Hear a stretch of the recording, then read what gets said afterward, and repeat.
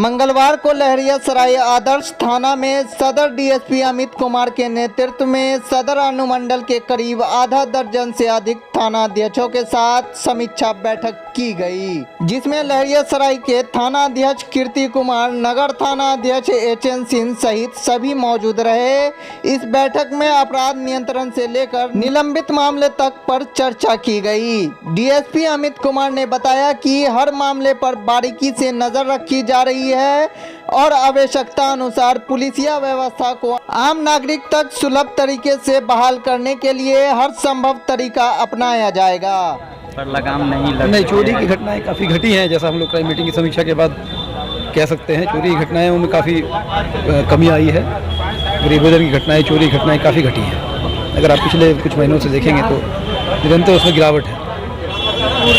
Sir, कुछ लोगों को देखा जाता है कि जहां पार्क करते हैं वहां पे मतलब हैंडल लॉक नहीं करते, चले जाते हैं, इस कारण से भी बाइक चोरी होती है। ये बिल्कुल फर्स्ट एड है सुरक्षा के लिए।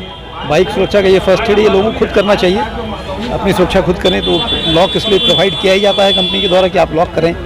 लॉक नहीं रहता है तो ये चोरी को आमंत्रण देता है।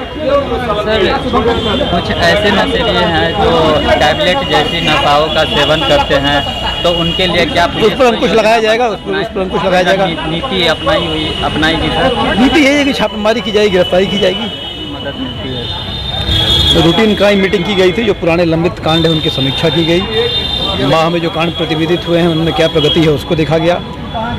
जो क्राइम कंट्रोल, क्राइम डिटेक्शन के लिए जो रूटीन निर्देश होते हैं वो दिए गए। कुछ केसेस की इन डेप्थ समीक्षा की गई और विधि व्यवस्था नियंत्रण के लिए, पेट्रोलिंग के लिए, ट्रैफिक कंट्रोल के लिए, इन चीज़ों के लिए निर्देश दिए गए। दरभंगा में नशेड़ियों का जिस तरह जमावट है उसे रोकने के लिए क्या निर्णय लिया गया है? उसके लिए कुछ बैठक में निर्णय लिए गए हैं। टाइगर मोबाइल वगैरह की कुछ व्यवस्था बढ़ाई जाएगी, पेट्रोलिंग अधिक होगी और जो भी